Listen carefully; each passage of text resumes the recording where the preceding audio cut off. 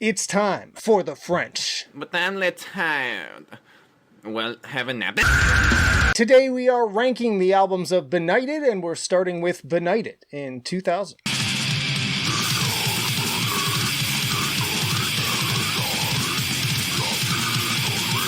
I've been a huge fan of this French band's modern output, highly recommended if you like ABORTED in particular, but as I said in my ranking of death metal albums from the year 2000, this debut has a pretty rough mix and a lot of more kind of black metal influences than their later stuff. Just a cacophony of chaotic distortion and sometimes pretty bizarre vocals. The only thing here really of note, I would say, is their interesting approach to how they implement the more melodic elements. Solid start, but definitely not among my favorites, so it is going to okay tier. They followed that up with Psychose in 2002.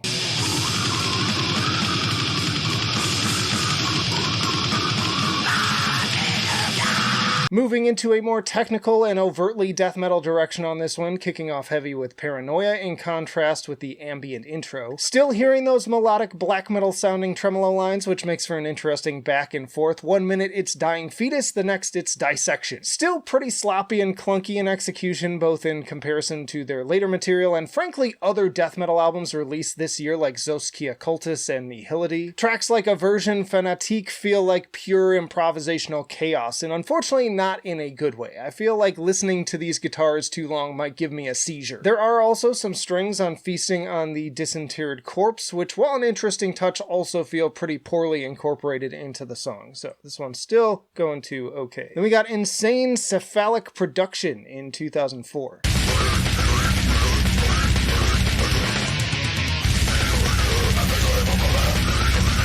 The first album with producer Christian Coleman Slainer, whom they've worked with on every album since. Once more further evolving in a death metal direction, sounding more brutal and ditching the more blackened guitar parts, though there are still some more melodic elements in some of the leads and soloing. I dig the production on the instruments and tighter songwriting, but I will say that Julian's vocals feel a bit weaker here. He tries putting a little bit more rasp and dare I even say some mild yarl into his screams, and I find it to be a detraction, especially when his grunts, gurgles, and breeze are so strong. Fotis had a music video, and I like once more the contrast of that child's music box intro with the insane aggression of the music. I also enjoy the drumming on Self-Proclaimed God and the 1 minute 21 second especially grindy Dementia. Definitely a big step up from the last two, and the point where I'd say they really find their footing with their sound, but still not consistently grabbing me by the throat. So this one went to good tier. Yo, we have plenty more albums to go, but if you're enjoying the video so far, as always, help me out by hitting the like button, and also comment your favorites, your least favorites, where do you agree, where do you disagree, let's get a conversation going. Or dislike it if you hate it, it's all engagement in the algorithm for me. But next up we have Identisick in 2006.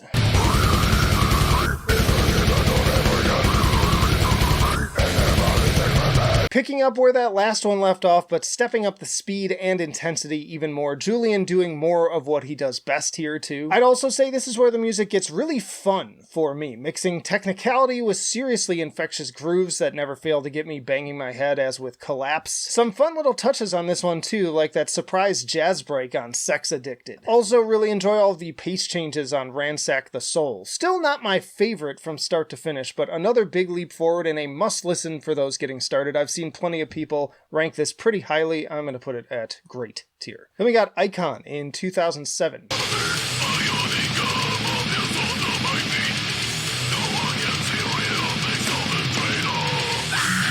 Rising in the ranks, joining Osmos Productions, and Kevin Foley stepping in on drums. Another ripping opener in Slut, complete with some pretty raunchy sounds that I can't even fully place. But then also adding back in some more melodic riffing and bass on the likes of Forsaken and Grind Wit. But unfortunately also some rap on the latter that kind of takes me out of an otherwise good song. And outside of that, I also just find the overall songwriting here to be a slight step down from the last one. Strangely enough, same goes for the production, despite the higher profile label. Other standouts I would recommend: Smile Then Bleed and Pledge of Retaliation. Better alternatives from this year as well in the likes of The Apostasy, Nocturnal, and even the first Death album. So this went to good tier. They followed that up with Asylum Cave in 2011.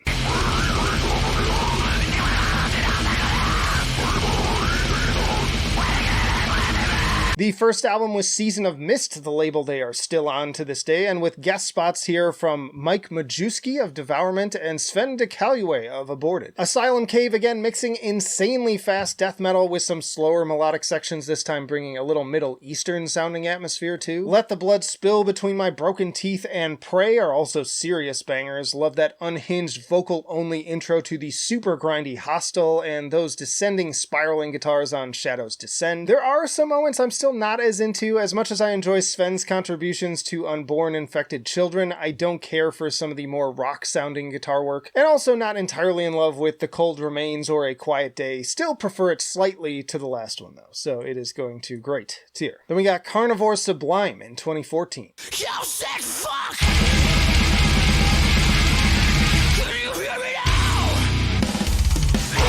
Crazy opening on X2Y that I played at the top there. Adrien Guerin stepping in on second guitar, and more guest spots here from Michael Kern of Carnal Decay, and also Nicholas Kvarforth of Shining, whose performance on Spit is fantastic. Reminds me a bit of Napalm Death. Experience Your Flesh is an all-around excellent track with some of their most dynamic songwriting, and I love the interplay of the backup vocals. Also love the vaguely industrial elements on Slaughter Suicide in the midst of the breakneck grind. Jekyll is a seriously head-bob-inducing groover, and Carnivore Sublime is absolutely sickening while also containing another interesting little surprise interlude. Had a great time with this one. It is going to fantastic. But then we got Necrobreed in 2017.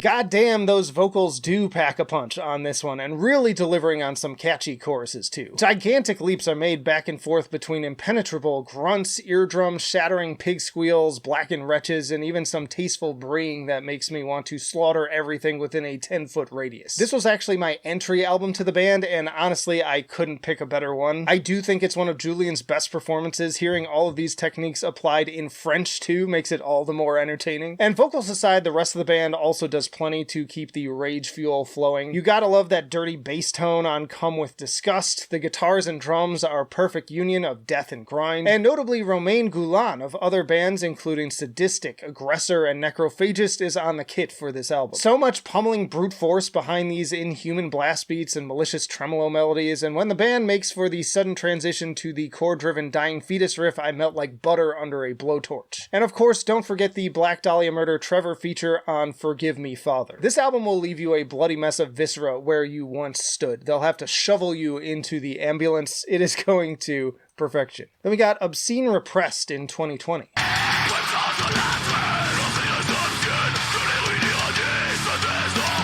This album was a fast grower filled with fun and memorable moments that had me listening half a dozen times on repeat the very first time I pressed play. That little blag on the opening title track is everything, and I am addicted to the highly infectious deathcore groove of Brutus and unexpected Meshuggah-esque jazz interlude of Muzzle. Also love the raunchy bass intro to Bound to Facial Plague, breakneck pace of Smoke Through the Skull, chaotic rhythms of Scarecrow, and the Black Dahlia, again, balance of off-putting humor with catchy melodeath riffs on Mom, I Love You the Wrong Way. Listening to these songs makes me feel like a kid again, secretly watching slasher movies for forbidden entertainment, seemingly designed to upset evangelical activists and branded as unfit for public consumption. I will say that Implore the Negative, despite being a single, is easily my least favorite song on the album. I can appreciate that they're trying to do something different by integrating Jamie Josta's old school hardcore vocals, but it just ends up coming off as annoying in execution in my opinion. I much prefer the other two guest features here in Sebastian Grimm of Cytotoxin and Karsten Yeager of Disbelief. This one went to fantastic. And that brings us to Ekbom in 2024.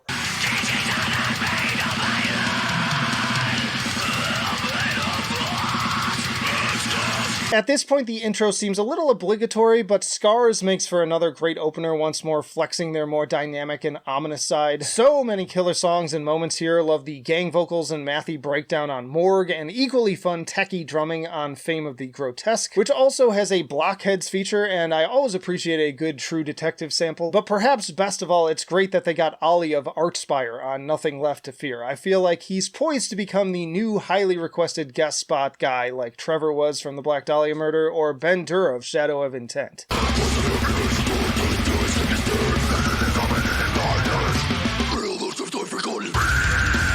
Flesh Against Flesh is another highlight with some seriously fast guitar work, as is the French language violence of, and I'm going to butcher this, I'm sorry, Les Vices d'Entrée and Ekbom. Not even close.